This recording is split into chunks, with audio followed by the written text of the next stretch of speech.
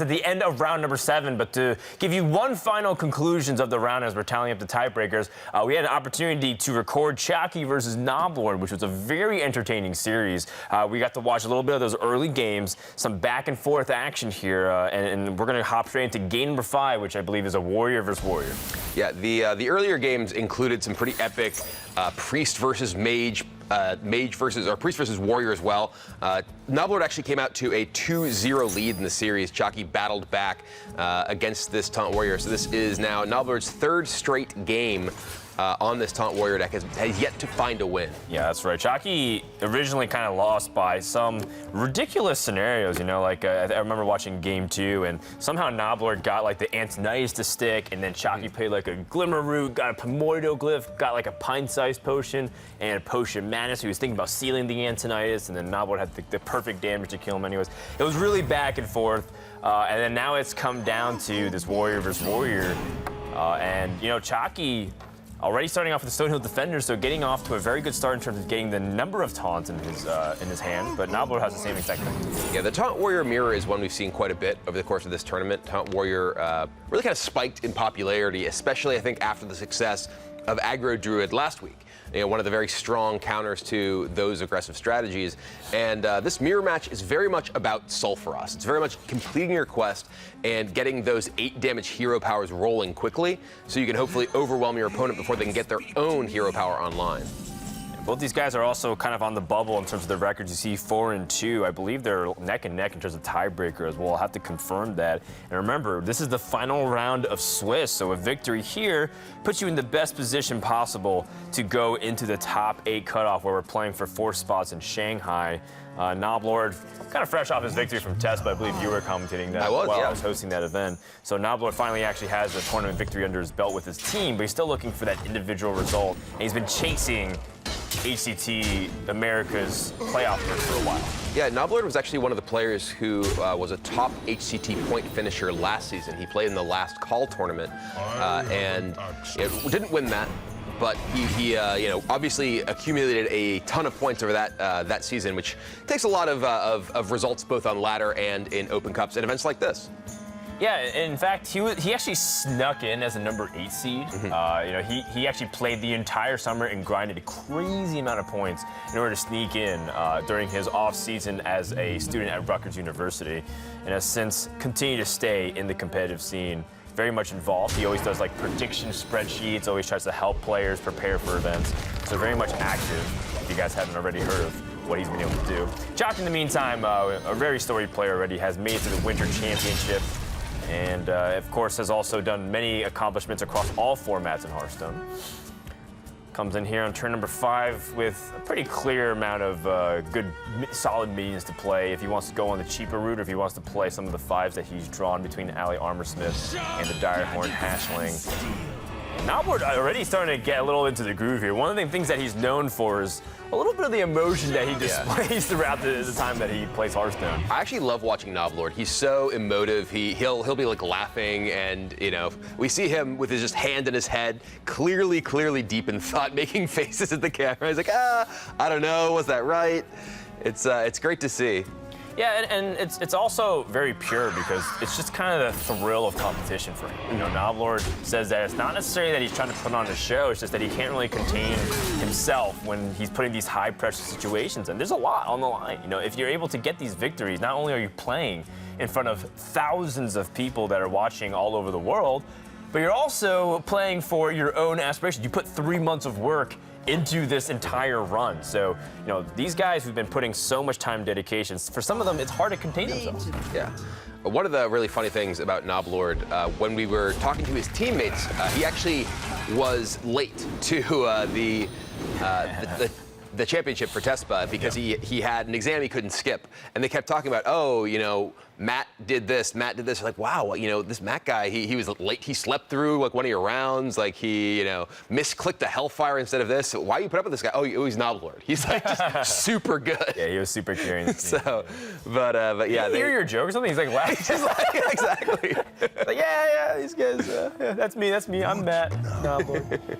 Chakki kind of stuck in a little bit of an awkward spot here. You don't want to give your opponent actually too much armor. Life total is pretty relevant towards the late stage of the game, assuming that they're able to get the quest at relatively similar speeds. And you can see that Chakki's prioritizing, executing his armor. It was kind of like a triple threat there. There's too much armor being gained on both sides, and there's too much power on the board. And you can see that he's starting to flood the board with his own taunts, pretty close to finishing his quest. Yeah, there are a few things that are important in this matchup. There's actually getting out your taunts quickly to establish Sulfuros, and then having enough armor and health to survive Sulfuros hits if both players get to that point. So if one player gets to Sulfuros much faster than the other, they'll generally win because they're capable of just firing those 8-point hero power shots. But if they both get to it around the same time, very often the player who has higher life is going to be in a pretty good spot. Here, Chakki well ahead in terms of the race to Sulfuros, as Noblord is not quite to his own and already under a lot of pressure. Yeah, I think Noblord's at 3 out of 7. This puts Chakki in the commanding driver's seat because he also has a little bit more resources. I wouldn't say that he's necessarily up in card advantage, especially with Stonehill Defender. Stonehill's a great draw for Noblord here. Able to find him not a lot of great options here. He'd love to see a Curator or one of the Warrior class taunts that tend to be a little bit higher power than most of the neutral ones you find. So it's going to be a very uphill battle for Noblord, but thankfully for him, he was able to generate a lot of armor from those armor smiths, and he's sitting at a fairly comfortable 47 total health here. Oh. Yeah, basically going up to 50 health with the armor smith, guaranteeing him at least one more. So kind of brings you back to the old Control Warrior days where you have an absurd amount of armor life, and Chakki's not gaining any more armor unless he has Armor Smith or other cards to give him the spells outside of his hero power. Now, the key for Chakki here is to hero power every single turn possible to try and maximize that damage, because he does want to put pressure onto Noblord and generate a lot of resource advantage naturally by killing a lot of his opponent's stuff, basically for free. You're going to slam to just cycle through. It rarely goes to fatigue, so you don't really care too much about the card draw in terms of how far you are of your opponent. Chakki does have the ability to fit the Armor Smith into Ravaging Ghoul here, which it looks like is what he's going to do, which will get himself some armor and activate the Enrage on Blood of Brave. So he's going to be able to clear off this entire board from Noblord and get that hero power in to really start chipping away at the big armor total that Noblord generated. This is looking very bad for Noblord at this point. Yeah, but he does have Primordial Drake available next turn. Primordial Drake plus Sleep with the Fishes will clear off this entire board from Chakki and at least deal with the minion pressure. But unfortunately for Noblord, there is still the 8 damage hero power that Noblord himself is quite far from reaching. Well, he needs 2 more, I believe. I think he needs 1 more. Oh, this may have, I believe you might be correct. This may have been his 6th. That's actually good for Noblord here, though, that it went to face, because this does give him some presence with the Primordial Drake. When the players have this much life remaining, this much life and armor remaining, the board presence is actually quite relevant, because being able to continually connect with the minion will give you just that increased damage over time. And yes, that was his 7th minion in the Tar Creeper, so it will be Noblord's turn to Sulfuros, and now this is anyone's game. We see the Sulfuros hero power. It connects with the Curator, and that's crucial because that allows the Primordial Drake to get in some damage, and overall, Noblord still gets 8 to the face that turn and also kills the minion. Yeah, and more importantly, too, he's keeping up targets for Chakki to land his hero power in. And now we're entering that phase where Chakki's just kind of looking to remove that 4/8. Noblord extremely happy that it dodged, and it just seems like right now the hero powers are going a little bit against Chakki right now. The Ragnaros is choosing Noblord as his Will of Fire. Acolyte's a pretty good draw. It means that you can play Acolyte plus Whirlwind, then the Primordial Drake can kill the Tar Creeper, which will give you a 8 health Matriarch on the other side, or even the weapon can kill the Tar Creeper, probably better choice. And if this lands on the Matriarch, and I saw Pump of the Fist from Noblord. All right, man, that's 3 good consecutive outcomes here for Noblord, and Chakki really needs some help here. He does have a couple of good tools at his disposal. He's got his own Sleep with the Fishes. I'm looking at Primordial Drake next turn immediately before he draws. Noblord kind of thinking about whether or not he wants to toss an Acolyte of Pain, but he is very vulnerable to a Brawl if he does that. really agonizing over this turn, actually. If he plays a second Acolyte and his opponent doesn't have a Brawl, he sets up 3 targets for the Ragnos Hero Power, only putting himself, or actually puts in a 50-50 situation where very good outcome happens. And thankfully he didn't, because Chakki just drew that Brawl. Yeah, and also Acolyte can represent a small minion he can play alongside his own Brawls in future turns to potentially allow him to have more likelihood of the hero power connecting with his opponent's face. Even though he drew the Brawl, and I think Chakki's maybe flirting Noblord in the praying position right now. I think the Promoto Drake still might be his better option here. Chakki holds back, just wants to reevaluate once again if he wants to use any of his other resources. But I think Stake with the Fishes and Brawl can still get much better value. Even though Noblord has a couple more cards, you know that he's going to draw at least 1 more with the Acolyte, either way, unless you Brawl it. And even then, with the Brawl, there's still some pretty bad outcomes that can happen if you lose that Brawl, and the Acolyte stays alive and you hit it anyways. Yeah, Chakki definitely taking his time debating this decision and is going to go ahead and go with the Drake. And now, again, he's hoping this connects with the opposing Primordial Drake because that will allow him to get damage in. There we go. Chakki's on the board there, and that was a really crucial moment. As if Noblord hits this 4-8, which he does. He keeps hitting all of Chakki's minions, and Chakki's starting to break a sweat here because he says before, okay, not that big of a deal. I still have a lot of resources, but because Noblord's able to hit 3 of Chakki's biggest minions in a row, the resource war has actually caught up for Noblord completely. Yes, now Chakki, previously had a fistful of cards to not much from Noblord, but if you just count those minions in play, they're essentially around the same resources. So those 2 Brawls from Noblord can also be very crucial later on because if he's able to whittle down Chakki's board, if he does develop multiple minions, which is often what you want to do when you're facing down the hero power, that can really break things up. Yeah, that's kind of a big outcome here is Noblord kept the Acolyte, which means that he gets a guaranteed draw. Now, Chakki can kill off that Acolyte guarantee with the weapon, but what that does do is leave himself open for receiving a hero power plus even development on his opponent's side because he draws a card. So what Chakki doesn't want to happen is to get too far behind in the life total and then constantly have to make defensive plays in order to compensate for not dying. So he's going to hero power here first, it looks like, to see if he hits the Acolyte. He plays a Stonehill Defender. He doesn't even care about the draws. The Stonehill Defender here from Chakki does mean that Noblord will be able to generate more resources off of this Acolyte, and the Matriarch is actually a very good draw from Noblord. It is a big taunt minion that can survive a hit from the Ragnaros hero power. If this connects with the Stonehill, and it does, the Matriarch could come down. It looks like he's going to go ahead and use the Ally Armorsmith.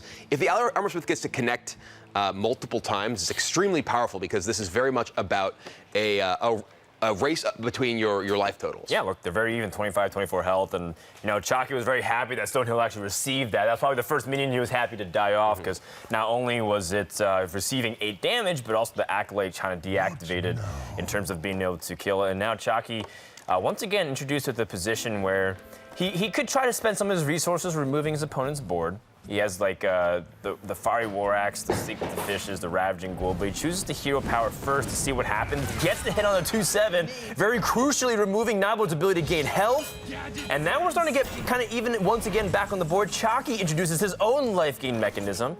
This might be a brawl time for Noblord here. He doesn't have the ability to punch through, wants to get rid of at least one of these. If his Acolyte lives, it's huge. Oh, and it does. My goodness. See a fist pump from Noblord to roll the eyes from Chakki as Ragnaros is smiling on Noblord right here, I think. Yeah, and it's very clear that it's gone Noblord's way most of this outcome halfway through these Ragnaros battles. We still have a little bit more to go on both sides, but the Chakki needed some life gain. Like, even if the Acolyte was, was still around there, he still needed something to gain a little bit of life to make up that difference, to give him 3 extra hits from Ragnaros to finish the game off instead of 2. Yeah, and now Chakki is finally war-axing down this Acolyte that he had the opportunity to hit before when he chose to play the Stonehill Defender. And that Acolyte drew a card and won a brawl since then.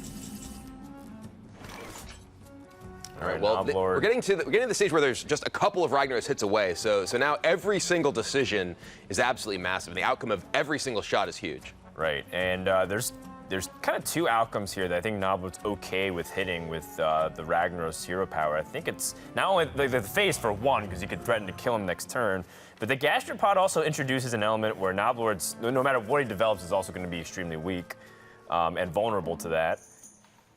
So perhaps noblord wants the hero power first again, which is what both players seem to be leaning towards at the very beginning, and seeing the outcome and then adapting to whatever happens afterwards. And noblord's kind of agonizing over it because I think he's calculating everything. He goes for it. Okay, hits the gastropod. I was kind of expecting to hit face at this point because like noblord's been getting a lot of great outcomes. The second best option. And now he can double develop here. Honestly, it may even be the best result because of the fact that he's double developing large minions here. Obviously, the Tark Reaper isn't that large, but being able to establish these threats does force Chakki in a position where if he doesn't defend himself, he can actually just get hit by the matriarch, and it's nearly over as well. Ooh, it's a whirlwind, so another draw here for Chakki. It was looking a little weak, but now he's got another way to cycle. Albert doesn't even want to look. It also means execute. Okay, so execute and sleep with the fishes would remove both of these. It would remove his own board as well. Yeah, because his own Ravaging Goal. I think he wants to keep that alive at least. Yeah, it's true, huh? So he could use his face here to take down the Tark Reaper, use his execute to take down the matriarch, would be able to push a damage. It's interesting, the increments of damage that matter here is mostly 8, because most of the damage is coming from the Ragnaros hero power. So the difference between 15 and 12 from Chakki's perspective isn't that big. And now, noblord is just one shot away from death, and Chakki has the board. Yeah, Chakki has the board. I mean, noblord has a brawl. He's asleep with the fishes. Okay. It gives Chakki a card, but it also guarantees a shot back at Chakki, put him at 4 health. He's still out of range of Fiery War Axe. But now Chakki has a 50% chance to just win the game right now. Noblord can't look. Cover his face. Where will it go? And now this is where the rubber meets the road. Who is going to go 5-2? Who is going to get eliminated? So sleep with the fishes here. He could hit the Alley Armorsmiths. Oh, he can't quite get through with the life because of attacking the Alley Armorsmith gains noblord life. So he can get through to guarantee the Ragnaros hit to the face, but it would not actually end the game. You see, 4-3 takes the shot. Ooh, bricks. All right, off well, the rim. Now it's noblord's chance. Can noblord get the fireball to the face, or will it be Harrison Jones going down?